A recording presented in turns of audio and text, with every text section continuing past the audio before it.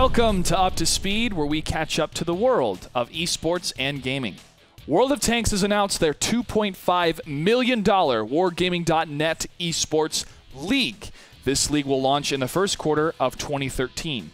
Wargaming.net's global esports director, Jean Bach, has said we have now reached the point where we can focus significant effort on advancing World of Tanks onto the global esports scene. Andre Yansau, VP of Global Operation at Wargaming, had this to say. Out of all the information that came out of the press release, this quote I find to be the most poignant. This is to provide our best pro gamers with completely viable career opportunities. This is what esports is all about, to provide a medium, a way for players and talent to be able to do this full time. If we break down the numbers of World of Tanks, as of 2012, there are 45 million registered players worldwide. On October 4th, 2012, the game reached a record-breaking 500,000 concurrent players on one server alone in Russia. Many people are asking themselves, can World of Tanks be an esports title? Well, at the Grand Finals of the World Cyber Games in Kushan, China, World of Tanks made their debut as an esports title. It was quite an event to watch. The crowd cheer for the Red Rush and the Chinese team Wave Knight. The Red Rush from Russia was able to take it and winning the Grand Finals with the gold medal at the World Cyber Games. It was also an honor for me to be one of the English commentators for World of Tanks at the event. I was joined by Ron Rambo Kim. Now, looking at the precedents that the World Cyber Games set for World of Tanks, the team, 7 people, 7-on-7 matches. And the rule sets for each of the matches promote strategic tank selection. That means that not everybody can be heavy tanks or medium tanks, but you have a variety of light tanks, medium tanks, heavy tanks, and artillery depending on the maps. Now, the beginning of the matches, we see patient maneuvering, but then builds into dynamic engagements where split-second decisions are made to secure victory. Watching the game played at such a high level is quite enthralling, and therefore, I declare it can definitely be an esport. In other news, Shootmania has officially entered open beta. The open beta gives access to most of the game modes. You can unlock all of the features of the game by pre-ordering, 20% off on the official website, shootmania.com. Now, 4 teams from North America have qualified so far for IPL 6. IPL 6 hosting the $100,000 tournament for Shootmania later on in March. The 4 teams that have qualified so far, SK Gaming, Curse, Spin Move, and Team DM. 16 teams total will qualify for the grand event happening in Vegas. The next North American qualifier takes place February 18th through the 22nd.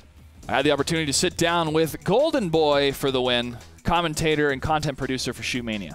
Alex, thank you for joining me. Thank you for having me, dude. As you know, it's always good to talk to you, in formal or in.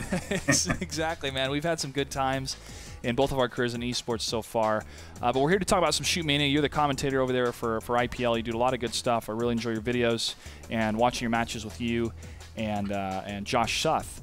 But first off, with your extensive background in the FPS world, how would you describe Shootmania? Well, it's a different kind of game, which a lot of people sometimes dismiss because, you know, they want the kill streaks and they want the flashiness, which is cool, but there's that audience that wants like that hardcore experience, and Shootmania delivers that, but at the same time, it does a good job of bringing everyone else into the action as well. And we've been seeing more of the hardcore gamer transition over because they're going to come for the prizes, they're going to come for the money.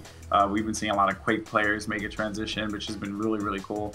But for the person that wants to get into it and doesn't quite know how do we introduce them? So one of my big suggestions was there needs to be like this emphasis on FFA, because like Royal is just way too fun for people to ignore. So it's a competitive game type because you see your ranking increase as you play, and it makes you want to play more to get that top rank in your territory. But at the same time, though, if you've never played an FPS before, you can enjoy the experience because it's simplified, but at the same time has depth with movement and all that. So it's a very unique blend of first-person shooters that people really haven't taken a stab at yet. As the game rolled into open beta, more and more people have been playing it, so they're starting to see like what I see, that it's fun and entertaining.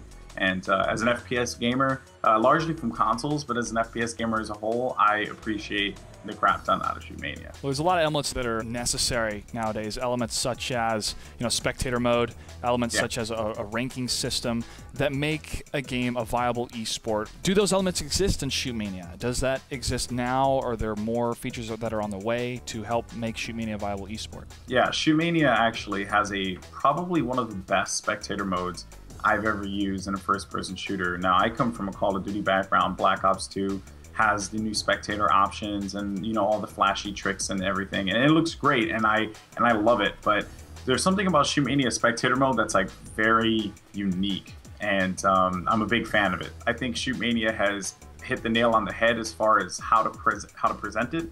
Now the question is like whether or not esports organizations like IPL or even NASL to that extent, do a good job with the presentation on our end, and how we show it. And Shootmania gives us the tools. We just take it one step further and make it look amazing.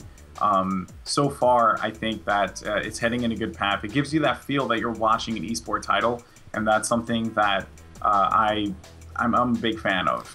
You've already completed 2 North American qualifiers over at IPL. In your opinion, how are the qualifiers going? Is there enough buzz about the game or interest from different teams? When I looked at the brackets, and a lot of teams did register for these 2 qualifiers so far. Any kind of obstacles of a game trying to put itself into a scene, trying to fill the void of the shooter void right now that exists in esports.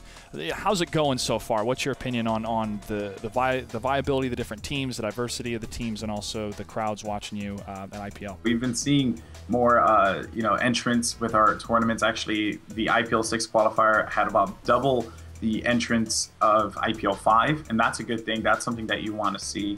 But on the European side, it like blew up because we had about 30 to 40 entrants in IPL 5 qualifiers. Now we're seeing like upwards of 70 and 75, and that's pretty much been the standard. So I think that there's been exponential growth in the game, and people are seeing, hey, this is a game that's putting money out there. It's not going anywhere, because people think that Shootmania is going to go away, and I hate to break it to them, but it's not going away. It will be here. It's a title that it has tons of potential to wow audiences. When we were at IPL 5, we were casting.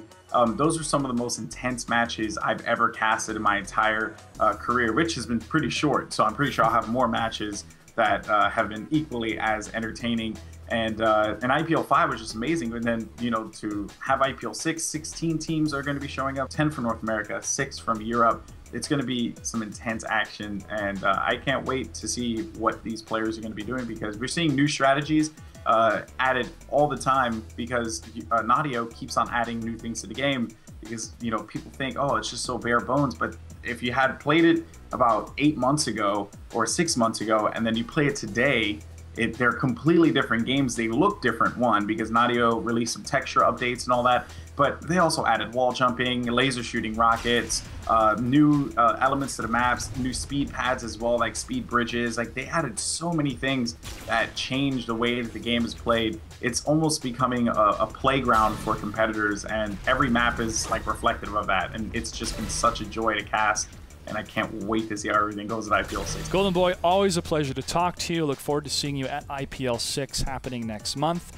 Alex Golden Boy Mendez, you can follow him on Twitter at GoldenBoyFTW. Thanks for your time. Thanks, man. I appreciate it. For more information about Shootmania happening at IPL, go to the website ign.com/IPL/Shootmania. And finally, the Collegiate Star League happens this weekend. The Grand Finals will take place 10 a.m. Pacific time this Saturday at the Peterson Automotive Museum in Los Angeles. If you want to watch it online, check it out at cstarleague.com. Go Huskies! And that does it for our quick trip around the world of esports and gaming. I'm Clutch, and you are up to speed.